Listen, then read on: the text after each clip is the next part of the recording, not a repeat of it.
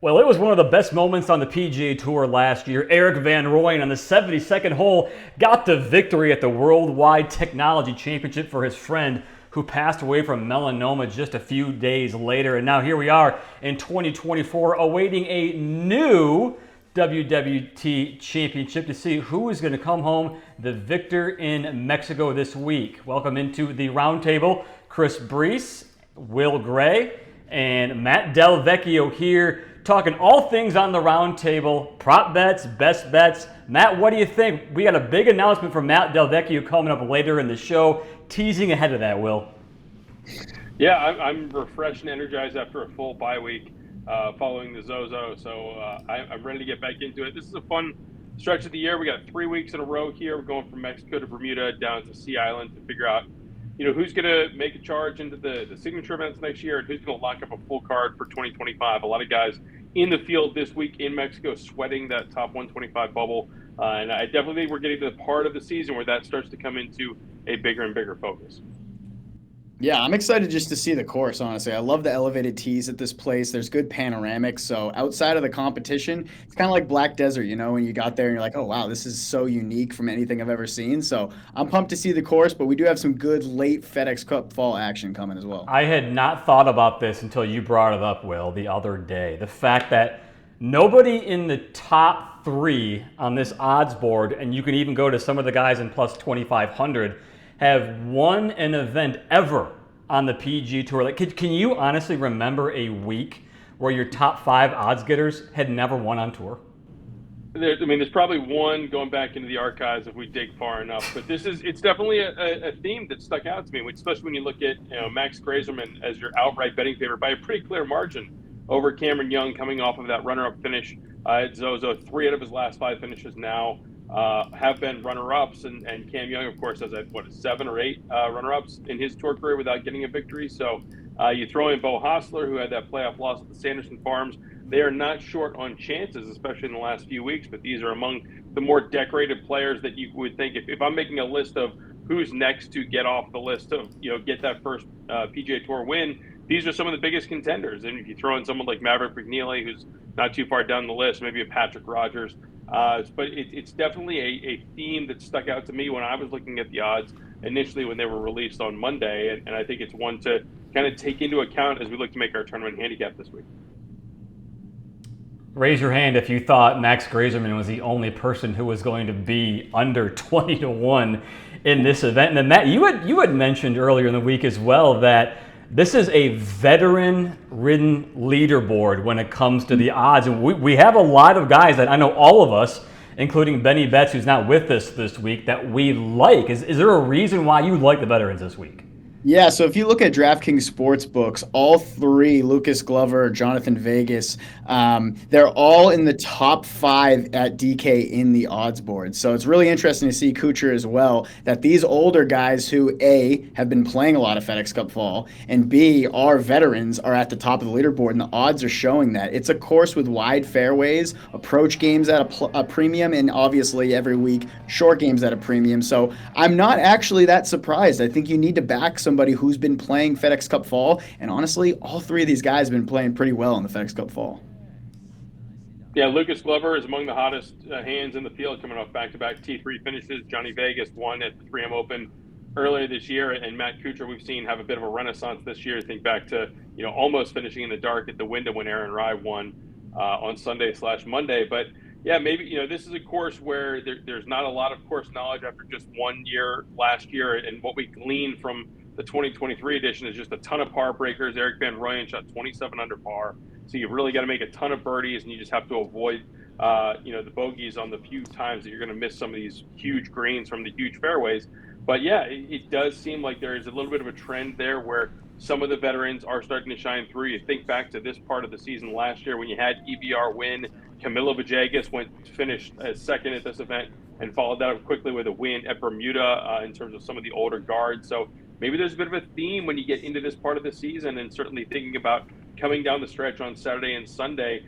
Will these players who maybe are in contention but haven't won before on the PGA Tour, will they be able to keep their poise like we saw Matt McCarty able to do a couple weeks ago in Utah versus some of these older players that have won a couple times with the PGA Tour.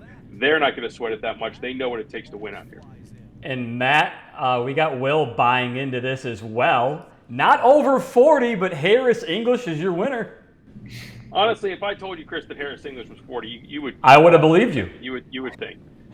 He's been on tour for a minute, and I just really like his game right now. And he's got a pair of top 10 finishes, similar to what we just said for Lucas Glover, and he's among the best putters in this field, 10th this season on tour in strokes gained putting. You know, Matt mentioned that the approach shots are going to be pivotal. The driving, less so. I'm not as worried about how these guys are going to play off the tee because everyone's pretty much hitting these fairways. It's how accurate are your irons, and then what are you going to be able to do with those birdie chances when you get them? So, you know, looking at a course, which again, last year it was 27 under with EVR and the Eagle on the 72nd hole to win. If you need to get deep into the mid-20s, you need to target, you know, I have to shoot 65 or 66 just to keep pace with the field this week on a today on a par 72 layout. I like someone that's going to be able to convert more than his fair share of chances. A former Ryder Cupper, a player who did win this event at Mayakoba a few years ago. So he's won before in Mexico. He's won on the past Palom Grass. I think Harry English sitting there at plus 2,800 is a pretty good bet, especially, again, considering I'm fading these favorites that haven't won before. That's not doing it for me. I really like that Harris English is among the crew that has won multiple times in the PGA Tour. I don't love betting on short odds, someone to get their very first PGA Tour win. It's pretty good odds, too, on Harris English. I mean, shout out Rob Bolton, number one in the power rankings, Harris English this week, and you're getting him at 2,800. There's value in the field, so honestly, 2,800 is a pretty good number. And to your point, are you really going to back a first-time winner, or do you want a proven guy? You are. You're doing it.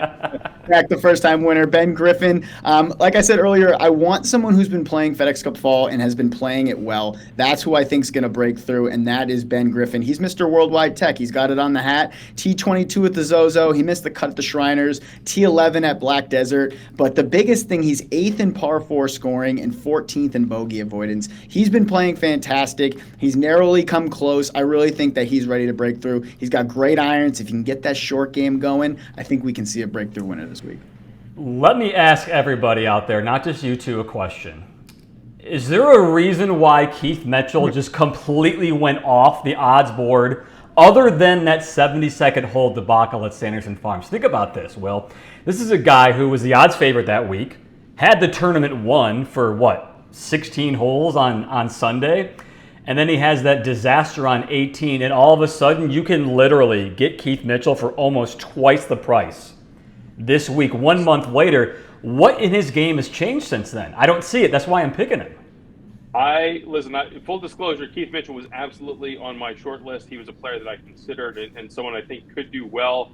For my money, it's not what changed with Keith, it's what changed with the course. It's a different demand this week. And you look at a course like Sanderson Farms, huge on ball striking, and there really was an advantage for it being a really good driver, which Keith Mitchell is.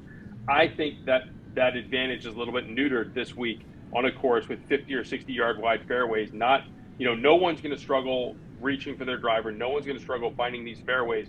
So it kind of mitigates where he is able to get an edge on the field, and then you're relying on him to come up with the approach shots, which have been a little bit more spotty. And again, you're trying to get to a 23, 24, 25 under winning score, where I think Keith Mitchell, you think back, his win was at the Honda Classic. He's played well on courses where par is a little bit of a better score, and the winning score tends more towards, let's say, the mid-teens under par. Par is a social construct, as we say. It's a par 72 versus a par 71. The raw numbers can be a little bit different. But for me, it's, when I think what's Keith Mitchell's biggest strength, it's off the tee. And I don't think he's going to get as much bang for the buck this week being a really good driver in the field as he would at other courses. Yeah, trap line? Is it trap line? Like he missed 2 cuts in a row. That's also fair. Yeah. So, I mean, is it though? I wouldn't touch Keith Mitchell. I think he's definitely the name you like. You see in this field, and you're like, hey, Keith Mitchell, why not? He had that T3 that was relatively close, but Keith Mitchell is one of those guys that, like Will mentioned, if that approach game's off, he's just not going to be able to score. He's going to have some heroics, and he is known for heroics. I just don't know about a win right now. now. It's like one of those new Jordan Spieth lines where they're just begging you to bet that. Yeah. Look how high we have Keith Mitchell. Just please bet it because they don't think he's going to win. Let's get some best bets top 10 here. And Matt, I'm fascinated at Joel Damon in your pick here because that's a big number, 9-1 for simply a top 10. Yeah, hear me out. I'm going to give you a good and the bad. Let me give you the bad first. So the bad's the obvious. He has no higher than a T40 in the FedEx Cup fall so far, and he's missed 2 cuts. That's very bad, all right? And I'm taking him T10. Well, this is why I'm taking him T10. He is one of the best players in approach game over the last month. His approach game is so phenomenal. As I mentioned earlier, I think this is a huge course for approach. It's his short game and his driver that's been letting him down. He can spray a little bit this week. His short game, if that's coming around and his irons are great, he is the guy. He was 9th at the I have the numbers here. He was 9th strokes gained approach 2 weeks ago, and he's one of those guys that he's just been playing so good but so bad at the same time. And I really just think that one stat about his approach over the last 2-3 starts, I think that's what's going to really hold him together. So Joel Damon plus 900. If you can sprinkle plus 10,000 on the outright and then hedge off and then cash out, jump out on Saturday, jump out late on Sunday. I'm a big fan of that because someone from this crowd in the 10,000 range is going to play well. I wouldn't be surprised if it's Joel Damon. Matt, how are you factoring the top 125 bubble when it comes to Joel Damon? He moved in after that finish at Zozo, and he's sitting at 124 or 125 this week. It's definitely something he's sweating. He talked about it at Shriners when he had that too many clubs in the bag penalty that led to his missed cut. But is that something that you factor on your list, or are you looking more at just the value in that plus 900 number? Yeah, I mean, that's just added factors, right? Like, that's great to hear. Honestly, I wasn't really looking at that number, to be honest with you. And Joel Damon, to my mind, should be one of those guys that should be safe, but clearly he's not. So, yeah, that's just added factor. I mean, Joel Damon's one of those guys that we've seen in the course. He can be kind of weary in the mental game. He yells at himself, things like that, but he's got the crowd on his side. And like I said, his approach numbers have been great. I have him here. He was 3rd at the Zozo in approach, and he was 6th at the Black Desert in approach, and he withdrew from the Shriners. So literally one of the best stroke gain approach players on the planet in the last month. The 125 aspect is that's more motivation for him. So I love to hear that. FedEx Cup. Yeah, motivation versus nerves. I think we'll know very early on those first 2 rounds in Mexico which way Joel Damon is trending. For his sake, I hope he only has 1 4-iron this week instead of 2, which cost him in Vegas. But I'm going kind of on the other side. I'm taking a guy that admittedly does not have the strokes gained approach numbers that I would like, but is a bit more of a hot hand in terms of Sam Stevens has made 4 straight cuts in the FedEx Cup fall with 2 top 25 results. So he's trending in the right direction for sure. And he's a player that, again, I'm looking for my handicap, who's going to be able to convert their fair share of birdie opportunities. And he's someone that has been able to go deep from time to time. He can put up a 63 or a 64 at a moment's notice on the courses where you need it. Doesn't have a ton of name recognition among casual fans, but I think this is a really interesting number here, plus 320 for a top 10 when he's been in that T22, T29 range for the last few weeks. And I think that his game is moving towards that top 10 marker.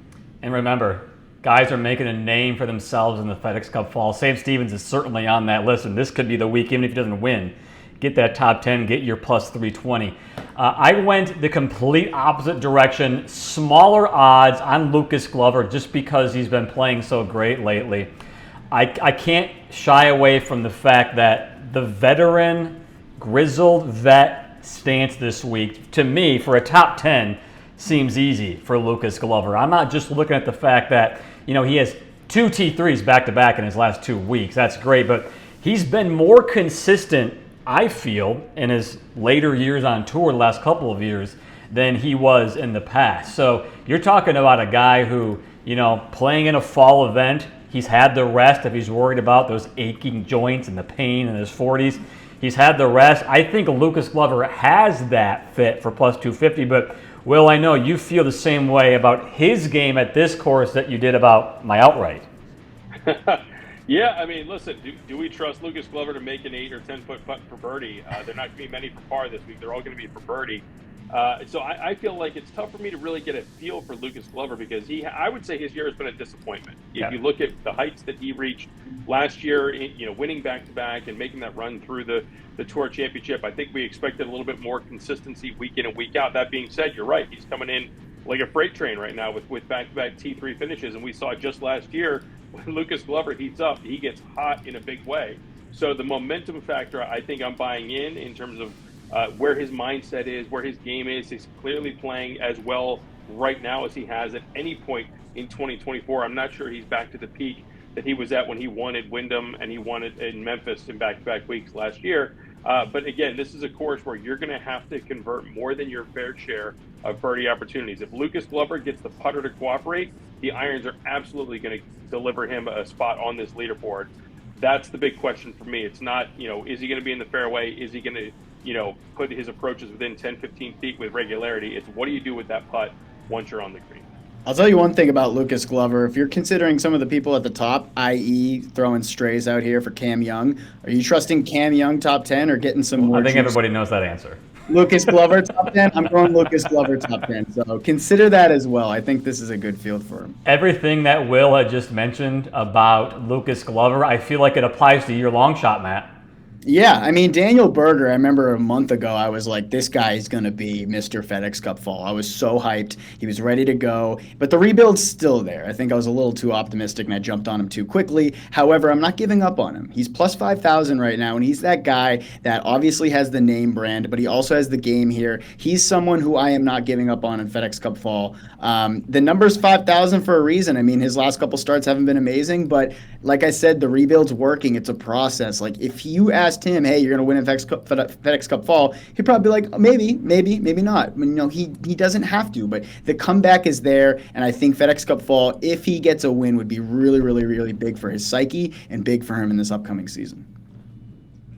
Yeah, I mean, I think this is a guy that we all expect to be back at that, world-class level, former President's Cup participant, and someone that he's struggled with a couple of years with injury, and now you're right, he's starting to show signs of maybe that Daniel Berger from 2018, 2019 into 2020. So I don't think there's going to be a ton of weeks where you're going to get Daniel Berger plus 5,000 heading into 2025 if things continue in this way. Daniel Berger would have been plus 800 in 2020 at this event right now. I mean, That's the game he wants to get back to.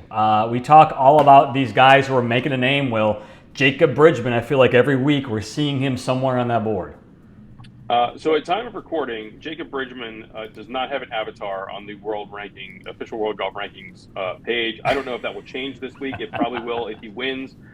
Plus 5,000 is certainly enough of a price to catch my attention. Out of his last 6 starts, dating back to the 3M Open, he's got 4 T29 or better finishes, including 3 top 20s. And again, this is the inverse of my Keith Mitchell handicap. Jacob Bridgman's weakness is off the tee. I think he's going to pay less of a penalty this week for straying. I think he's 109th in driving accuracy. Doesn't matter this week. I don't care. He's just going to be able to put it on target with enough regularity that then the rest of his game can carry. He's 6th on tour this season in strokes gained putting. A really good guy to back on the greens and on a course in a tournament where you're going to have to, again, make 5, 6, 7, 8 birdies per round just to keep pace. So 50-1 here on a guy that, again, not similar in that Sam Stevens category of not a ton of name recognition, and maybe he'll get an avatar on OWGR by Monday. But I think that the components are there to challenge, maybe similar to what we saw from Kevin Yu at the Sanderson or even Matt McCarty at Utah a couple weeks ago, where you look back and you say, all right, the pieces were in place and he's just heating up at the right time, and his weakness is not as big of a weakness this week as it might be on other courses. Someone's got to make an angry phone call if he doesn't get an avatar on there. Justin Suh, to me, just screams FedEx Cup fall kind of guy. And, Will, this is the one argument technically you can't make, doesn't compute to this course, because he finished 4th place alone here last year. Whether it was a fantastic week for him or not, we don't know. But Justin Suh seems like he's been on these leaderboards in the fall, and then he just kind of falls off a little bit, and he gets back up there, and he falls back off. I think it's the kind of course, if this guy's playing with, he needs the confidence, he needs that mental ability to remember what he did last year. I think this could do it for him. He's only missed 1 cut, I believe, in his last 7 events. It was a couple of weeks ago. So Justin Saw, I think, is banking on what happened to him last year in that 4th place to maybe not win, but plus 6,600, you get him for a top 10, a top 5, you get some serious money there. Yeah, and I think that's what you want out of these guys in the FedEx Cup Ball is progress is not linear, right? You're going to have chances to contend, and then maybe you fall off and you do a little bit better the next time around. So getting someone in that 66 to 1, 80 to 1 range, I don't mind that sort of a speculative outright where listen, he might not be there every time. There's going to be some stretches where he's going to sputter, but I do buy into the notion that he's eventually going to start capitalizing on some of these opportunities the more frequent they become. And so I think that, he's someone that's in that mix. You see here on his last 5 events, he's been making cuts, but hasn't been able to have that sustained success. It only takes a little bit. Maybe you avoid that one bad 9-hole stretch where all of a sudden you're turning a T37 into a T6 going into Sunday, and then your plus 6,600 is very live. We have a special announcement that I'll let Will give. On our roundtable show today, I had mentioned some news off the top of our show, guys. I mean, no one's dying here, Chris. Matt looks like he's dying. We're gonna make this as formal as it is, but this is Matt's final roundtable appearance. We're sad to see him go. He is heading off for greener pastures elsewhere in the sports industry. But Matt, I'll tee it up to you. It's been great having you helping to build this Golfbet brand and having you as a huge part of not only our social media empire that continues to grow, but having you as a face on shows like this and Halfway House. So you'll be missed sorely around these parts, but we'll give you the final closing thought. It's sad to go. I'm definitely not dying, but definitely sad to go. And it's tough. But hey, all I know is someone's going to need to step up and fill the gap of taking Ben down and calling him out on his stuff and giving him some banter. So that's the whole I'm looking forward to seeing. I'm looking forward to following everything you guys are doing, and who knows what the future holds, Just for clarity, where are you guys at in your matchup? I lost track like 4 months ago. I think I'm up on everything. The whole Scotty debacle is really all that I'm holding on to, and Scotty had a phenomenal season last year, so that's kind of all I'm running away with at this point. Hey, that works for me. It's a yeoman's effort trying to keep Ben Everill in check. We'll try and do our best without you, but you'll be missed around these parts. We look forward to seeing what's next for you. Thank you.